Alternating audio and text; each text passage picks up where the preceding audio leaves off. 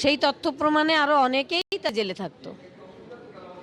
রাজ্যপাল RN রবির মুখে ফের পরিবর্তনের প্রসঙ্গ। তিনি বলছেন, এখন দেশে যে পরিবর্তন হচ্ছে 10 বছর আগে সেটা কোথায় ছিল? স্বাধীনতার সময় দারিদ্র্যসীমার নিরিখে দেশ 6 নম্বরে ছিল। দেশ আরও গরিব হয়ে 2014 সালে নেমে গিয়েছিল 11 নম্বরে। সেখান থেকে এখন আমরা দারিদ্র্যসীমার নিরিখে 4 নম্বরে উঠে এসেছি। আমরা অর্থনীতিতে দ্রুত উন্নতি করছি, বিজ্ঞান প্রযুক্তিতে উন্নতি করছি। আর কি বললেন রাজ্যপাল, শুনুন। आज जो हमारा समाज, आज हमारा देश में, राष्ट्र में जो परिवर्तन हो रहा है, आज 10 बरस पहले कहाँ थे? गरीब थे, 11वें नंबर पर थे दुनिया में। आजादी के समय हम छठे थे, 2014 तक हम 11वें लेवल पर आ गए, ज्यादा गरीब से गरीब होते चले। आज हम चौथी पर आ गए। हमारी आर्थिक दर जो आर्थिक वृद्धि का, विकास का दर दुनिया का सबसे बड़ा फास्टेस्ट ग्रोइंग इकोनॉमी है। साइंस टेक्नोलॉजी में हम कहां से कहां पहुंच रहे हैं सारे।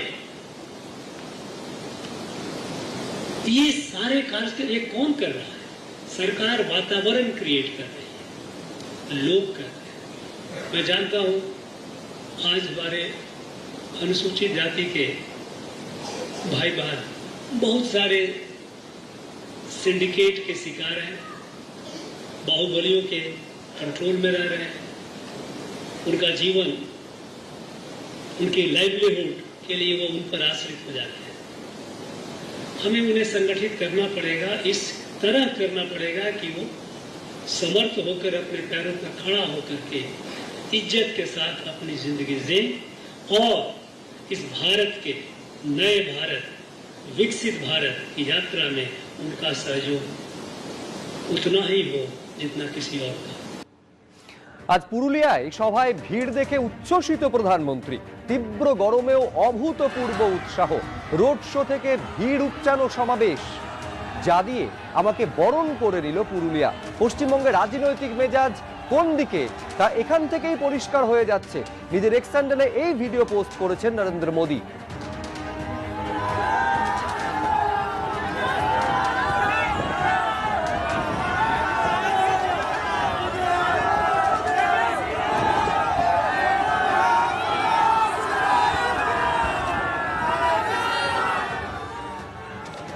ভোটের ফল কি হবে তা আমি কখনো বলি না, কিন্তু এবার সাধারণ মানুষ বলছেন বিজেপি ক্ষমতায় আসছে। পুরুলিয়া সভা থেকে এই দাবি করেছেন প্রধানমন্ত্রী। मैं आम तौर पर चुनाव में कभी भी आगाही नहीं करता हूं। क्या नतीजा आएगा मैं कभी बोलता नहीं हूं। मैं सालों से चुनाव लड़ रहा हूं, लेकिन मैं उन बातों को टालता हूं। लेकिन इस बार जो भी मिलता है, छोटा सा व्यक्ति मिल जाए, घर में काम करने वाला व्यक्ति मिल जाए, सबको पूछे एक ही बात, इस बार बीजेपी की सरकार पक्की, इस बार बीजेपी की सरकार पक्की, सब कोई कह रहे हैं। ये सब देखने के बाद, ये सब सुनने के बाद और मेरे राजनीतिक अनुभव के आधार पर मैं कह रहा हूं, इस बार बीजेपी बहुत भारी बहुमत से सरकार बनाने जा रही।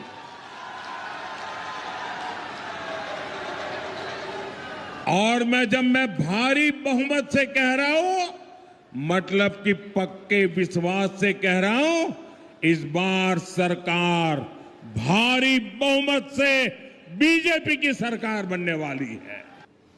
ভুলে যান কে প্রার্থী, 294টা কেন্দ্রে আমিই প্রার্থী। তারকেশ্বরের সভায় ফের বললেন মমতা বন্দ্যোপাধ্যায়। আপনাদের ঝড় জল বর্ষা, আমরাই আপনাদের ভরসা।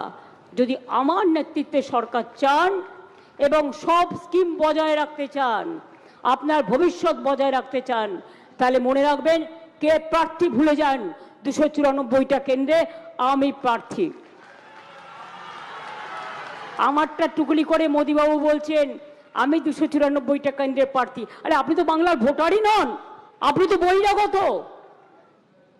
আগে আপনি প্রধানমন্ত্রিত্ব থেকে পদত্যাগ করুন, করে বলুন আমি বাংলায় ভোটে দাঁড়াবো, তারপর আপনি তো জিতবেন না, কারণ আপনি বহিরাগত। বাংলার মানুষ বাংলাকেই চায়। শিলিগুড়িতে রোড শো করলেন জেপি নাড্ডা, আর তার রোড শোয়ের সময় তৃণমূলের তরফে মিছিল হয়। দুপক্ষের স্লোগান পাল্টা স্লোগানে ছড়ালো খানিক উত্তেজনা।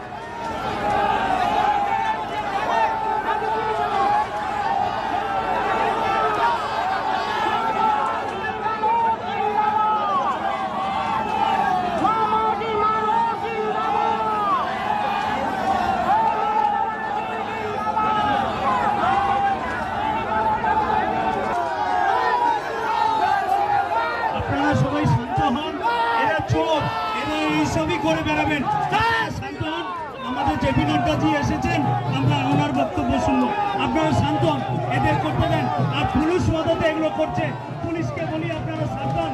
कस्बा लॉ कॉलेज में रेप हुआ, पार्क स्ट्रीट का रेप, उसी तरीके से कामदुनी का जो गैंग रेप था, यानी महिलाओं के साथ अत्याचार पे अत्याचार।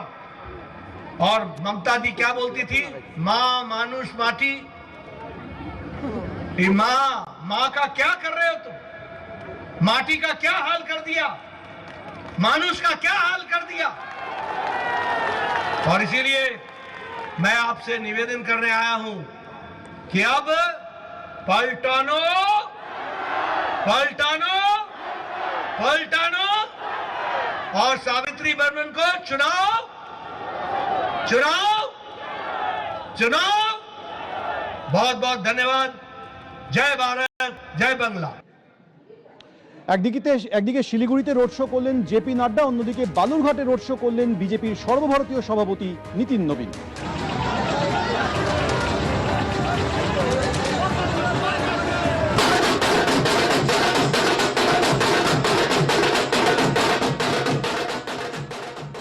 जो पश्चिम बंगाल के गरीब जनता का पैसा ठगने का काम किया, जिसने कट मनी लाया, कमीशन खोरी की, सिंडिकेट के माध्यम से यहाँ के लोगों को हकमारी करने का काम किया, उनको तो सज़ा मिलेगी। और वो सज़ा जिस भी न्याय बहुत दिन छिप नहीं सकता है, न्याय तो मिलेगा पश्चिम बंगाल की जनता।